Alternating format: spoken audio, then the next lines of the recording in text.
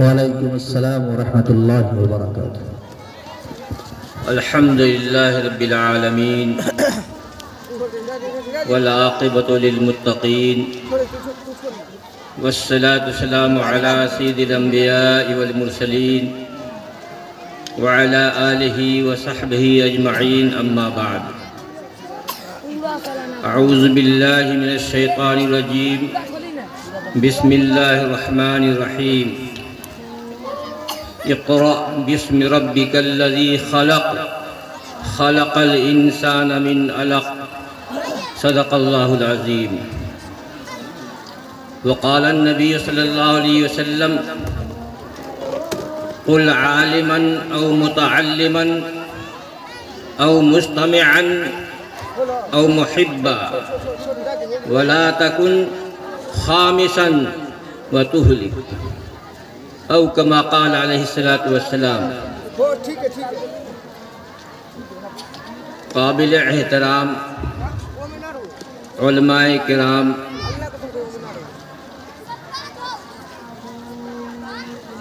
मोहतरम हज़रात और मेरी दीनी बहनों, अभी हम से गुज़र रहे हैं, जिस फितने से गुज़र रहे हैं ये छुपी हुई बात नहीं हुई है, बल्कि आम लोग जानते हैं कि अभी जो वक्त है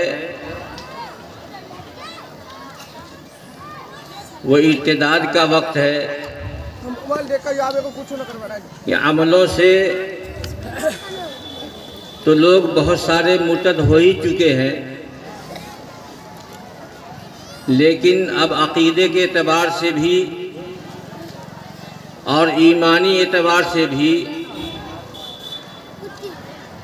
बहुत तेज़ी के साथ जो है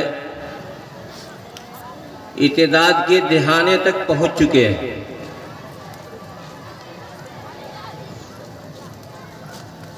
अल्लाह के हबीब सल्लल्लाहु अलैहि वसल्लम ने इरशाद फरमाया, जिसका मफ़हूम है कि तुम आलिम बनो या दीन के सीखने वाले बन जाओ या दीन की बात को सुनने वाले बनो या दीनदारों से मोहब्बत करने वाले बनो। पांचवा न बनना, क्योंकि अंदेशा है कि तुम हिलाक हो जाओ।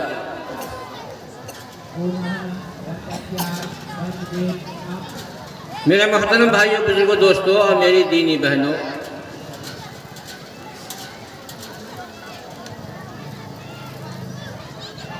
हम ज़रा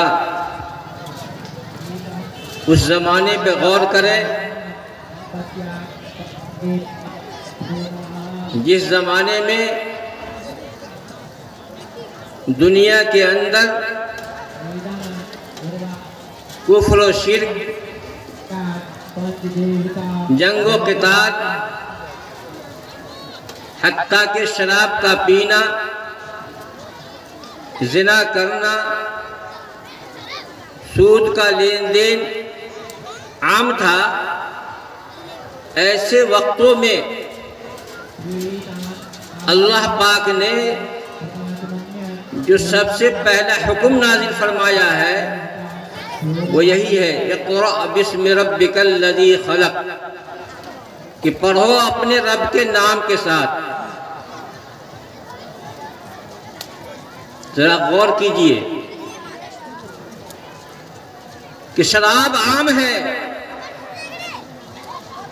ज़िना हो रहा है, कत्ल गारत आम है, एक दूसरे का कत्ल करना आम है, बल्कि एक दूसरे का कत्ल करना खिलौना बन चुका है। हत्ता के अपनी छोटी बच्चियों को जिंदा दफन करना उनके यहाँ आम हो चुका था। ऐसे ज़माने के अंदर में अल्लाह का हुक्म हो रहा है, इक़रा बिस्मि रब्बिकल लज़ी खलक़,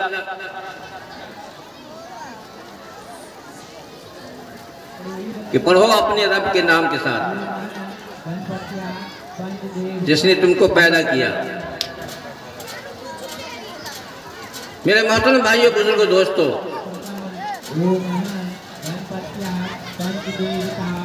वाकई में काबिल के लायक है मदरसा तालीमुल इस्लाम के इराकीन और मदरसीन।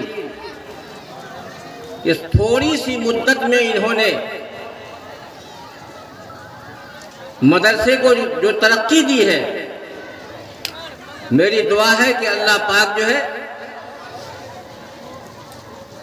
इन सब को, सबके कारनामों को कबूल फरमा ले और दीन दूनी रात चुगुनी जो है इस इदारे को तरक्की अता फरमाए। मेरे मोहतरम बुजुर्गों, दोस्तों, चाहे मदारिस की शक्ल में हो या मकातिब की शक्ल में हो या दारुल देवबंद की शक्ल में हो, ये सारे के सारे मदारिस जो है ये हमारे लिए मरकज़ है, ये दीन का किला है कि जब तक ये दीनी मदारिस कायम रहेंगे, उलमा पैदा होते रहेंगे, जब तक मदारिस कायम रहेंगे, हुफ़ाज़ किराम पैदा होते रहेंगे। लेकिन अगर हमने इन मराकिज़ से पांव खींचा, हाथ खींचा, तो यकीन जाने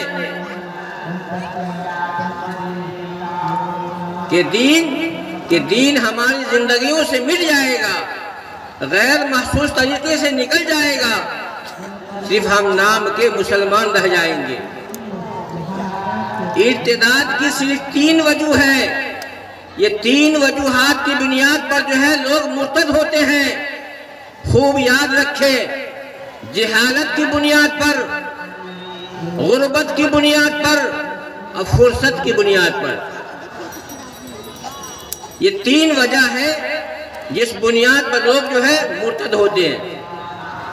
इल्म उसके पास में नहीं होता कि जाहिल होते हैं, अल्लाह उसके रसूल को नहीं पहचानते, ईमान उनका कमजोर होता है, जिसके नतीजे में जो है दूसरों की दावत को वो कबूल कर लेते हैं। इसलिए आज इस बात की जरूरत है, चाहे वो मकतब की शक्ल में हो या मदारिस की शक्ल में हो या दारुल देवबंद की शक्ल में हो, चाहे छोटे हो या बड़े हो, वो सारे के सारे हमारे जो है दीनी मराकिज़ है। आप कहेंगे कि बड़े मदारिस के अंदर में जो है कुरान तफसीर पढ़ाई जाती है और हदीसें पढ़ाई जाती है, बुखारी शरीफ और तिरमिज़ी शरीफ पढ़ाई जाती है, और ये छोटे मदरसे और ये मकतब के इसमें तो छोटे छोटे बच्चा होते हैं। मेरे भाइयों, बुजुर्गों, दोस्तों और मेरी दीनी बहनों, बुखारी शरीफ उस वक्त तक नहीं पढ़ सकता, कुरान शरीफ उस वक्त तक नहीं पढ़ सकता जब तक अलिफ बा ता सा न पढ़ ले। ये बुनियाद है, ये मकतब बुनियाद है, ये छोटे छोटे मदारिस ये बुनियाद है कि पहले अलिफ बा ता सा ही पढ़ा जाता है, फिर जाके कुरान या बुखारी शरीफ पढ़ा जाता है। किसी को हज़रत मौलाना इलियास रहमतुल्लाह ने फरमाया, मैं उलमा से ये नहीं कहता हूँ कि आप बुखारी शरीफ ना पढ़ाएं, बल्कि मैं ये कहता हूँ कि जितना बुखारी शरीफ का पढ़ाना जरूरी है उतना तैयार का सिखाना भी जरूरी है। ठीक है ना, साहब ना, ऐसा नहीं है।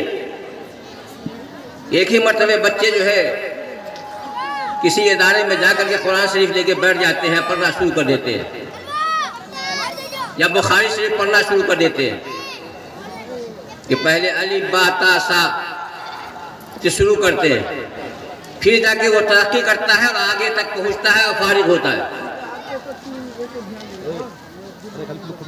इसलिए हमारी मोहब्बत कि हमारा ताउन सिर्फ माल से न हो बल्कि हमारा ताउन दिल से हो, कि दिल से हमारा ताउन होगा तो हम माल भी लगा लेंगे और माल लगा के खुश होंगे और अल्लाह पर यकीन करेंगे कि ये हमारा माल लगाना, कि ये हमारा माल लगाना आखिरत के लिए जरिया बनेगा। इस यकीन के साथ हम उसमें माल लगा देंगे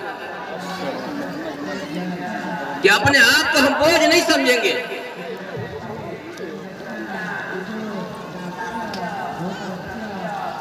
उन्नीस 1999 के अंदर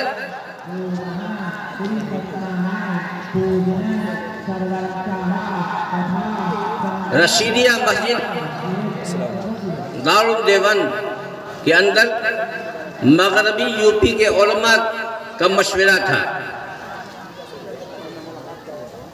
और मेरी जमात जो है वो मुजफ्फरनगर में चल रही थी। इत्तेफाक की बात मैं भी वहाँ पहुँचा, मुझे भी टिकट मिली और मैं भी उसमें शामिल हुआ मशवरे के अंदर में। हज़रत मौलाना असद मदनी रहमतुल्लाह अलैह उनका बयान चल रहा था। वो बयान उलमा तलबा के बीच में था। उन्होंने ये फरमाया कि दुनिया की सारी कौम मुत्तहिद हो चुकी है और सबका निशाना सिर्फ एक है कि मुसलमानों के अंदर से मुसलमानियत को खत्म कर दो, कि मुसलमानों के अंदर से मुसलमानियत को खत्म कर दो, कि दाढ़ी आप ना रखें, हमारी औरतें निकाब ना पहने, हम शरई लिबास में न रहें। फरमाया कि अल्हम्दुलिल्लाह सुम्मा अल्हम्दुलिल्लाह, अल्लाह पाक ने दो बड़ी नेमत हमें दी है, किसी दूसरे मुल्क वाले को नहीं दी है। फरमाया कि एक दारुल देवबंद और दूसरा निजामुद्दीन मरकज, ये दो मराकिज हमें मिला है, हिंदुस्तान को मिला है, किसी दूसरे मुल्क को नहीं मिला है। कोई भी इदारा, किसी भी मुल्क का इदारा ये दावा नहीं कर सकता है कि मेरे यहाँ का फारगीन चप्पे चप्पे के अंदर मौजूद है। ये कोई नहीं दावा कर सकता है। अल्हम्दुलिल्लाह मैं ही ये कह सकता हूँ कि मेरे यहाँ का फारगीन दुनिया के चप्पे चप्पे में मौजूद है।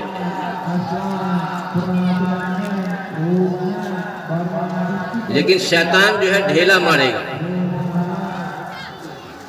नेपाल साइड से और आसाम साइड से, और वो आज देखने को मिल रहा है। मेरे मोहतरम बुजुर्गों, दोस्तों,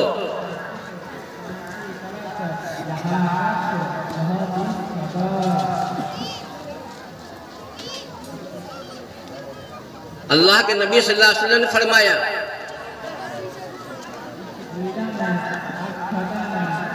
कि जब क़यामत करीब होगा तो फितने ऐसे आवेंगे यके बाद दीगरे,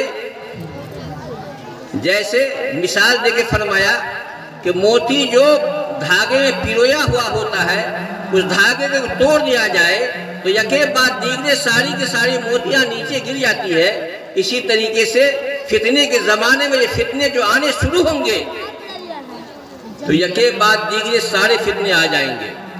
और हदीस के अंदर में आता है कि लोग सुबह में मोमिन होंगे, शाम को काफिर हो जाएंगे, शाम को मोमिन होंगे, सुबह में काफिर हो जाएंगे। मेरे मोहतरम बुजुर्गों, दोस्तों और मेरी दीनी बहनों, दीन जो हमारी जिंदगियों में बाकी रहेगा वो दावत के रास्ते से बाकी रहेगा। आज तो हमारा ये हाल है मस्जिदों के अंदर में कि खुद नमाजी जो नमाज पढ़ते हैं उनकी अपनी नमाज उसकी भी फिक्र नहीं है कि तहियात याद है या नहीं, सूरतें याद है या नहीं। दुआए कुनूत याद है या नहीं? क्योंकि हम जाते हैं अक्सर जमातों के अंदर में तो हमको साबका पड़ता रहता है लोगों से। 60 बरस हो गया, 70 बरस, नमाज पढ़ते पढ़ते पेशानी में छेला आ गया है, लेकिन उनका ये कहना है कि कुल हु अल्लाह अहद पढ़ के जो है हम काम चला लेते हैं दुआए कुनूत में। मेरे मोहतरम बुजुर्गों, दोस्तों, सारी चीजों की फिक्र है लेकिन दीन को सीखने की फिक्र नहीं है। नाम नहीं कहेंगे, करीब के ही एक गांव का एक शख्स जो है मेरे साथ जमात में निकला। जब हम लोग रुकू में जाते थे तो वो दाएं बाएं मुड़ के देखना शुरू कर देता था। जब सजदे में जाते थे तो उठ करके आगे पीछे देखना शुरू कर देता था। मस्जिद के लोग जो है कहते थे अमीर साहब कैसे आदमी को साथ ले लिया है। मैंने कहा खामोश रहिए, वो अपनी जिंदगी में कहीं बेचारा नमाज नहीं पढ़ा है और आया है तो हम पर तुम पर एहसान कर रहा है। जब 72 घंटा मेरे साथ लगा है उसके बाद लगाम खींचना शुरू किया आहिस्ते आहिस्ते। उनका कलमा क्या था वो भी सुन लीजिए। उनका कलमा ये था ला इलाहा इल्लल्लाह मोहम्मद है मेरा रसूलुल्लाह। ला कह के ला रहे थे कि ला इलाहा इल्लल्लाहु मुहम्मदुर रसूलुल्लाह सल्लल्लाहु अलैहि वसल्लम। कहते थे मौलाना हम तो यही कह रहे हैं ला इलाहा इल्लल्लाह मोहम्मद है मेरा रसूलुल्लाह।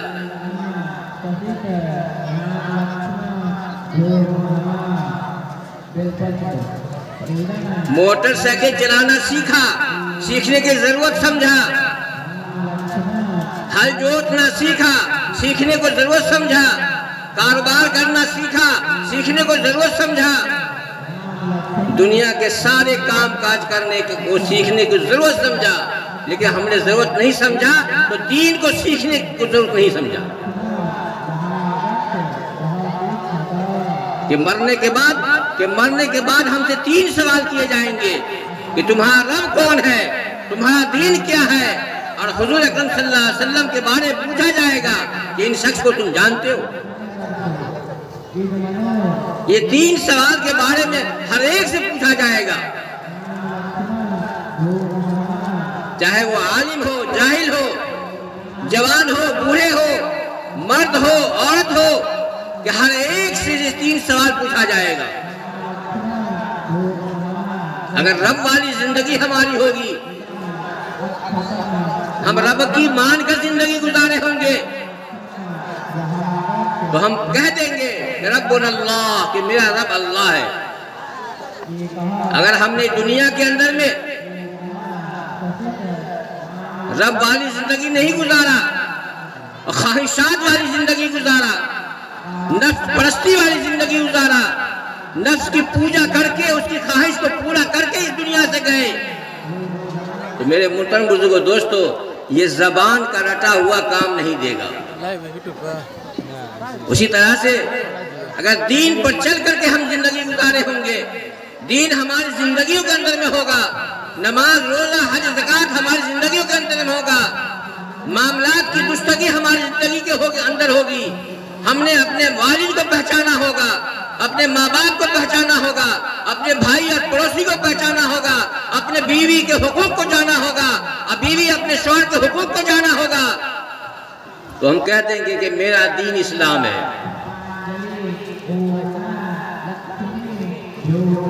अब हमारी शक्ल हुजूर अकरम सल्लल्लाहु अलैहि वसल्लम की शक्ल से मिलती हुई होगी, रब वाली जिंदगी होगी, दीन पर चलकर जिंदगी गुजारा होगा। हुजूर अकरम सल्लल्लाहु अलैहि वसल्लम की सीयत हमारी जिंदगी के अंदर में होगी, तो हुजूर अकरम सल्लल्लाहु अलैहि वसल्लम को पहचान जाएंगे।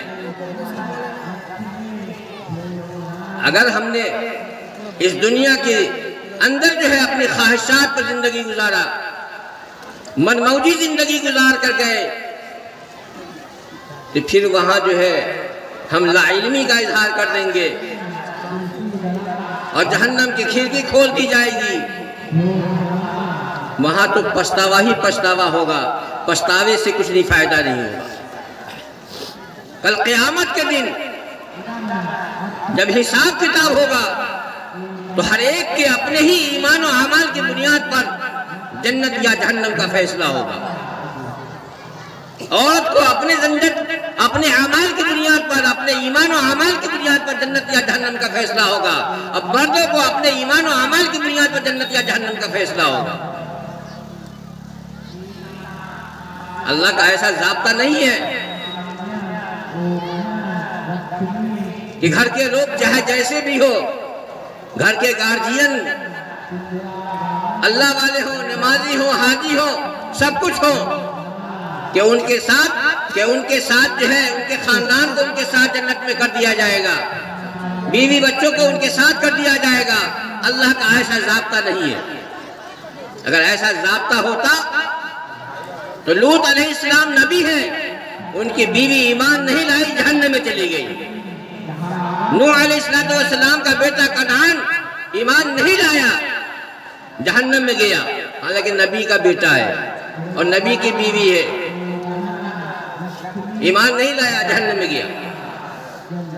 तो कल क़यामत के दिन जब हिसाब किताब होगा तो हर एक के अपने ही ईमान और अमाल की बुनियाद पर जन्नत या जहन्नम का फैसला होगा। इसलिए कहा जाता है निकलने से पहले निकल जाओ और मौत से पहले मौत की तैयारी कर लो। लेकिन ये बात समझ में नहीं आती है, ये बात समझ में नहीं आती है कि मौत से पहले मौत की क्या तैयारी करना है और निकलने से पहले कहाँ निकलना है, कैसे निकलना है, काहे के लिए निकलना है, ये बात समझ में नहीं आती है। कि जब तुम निकलोगे तो अंदर का निकलेगा,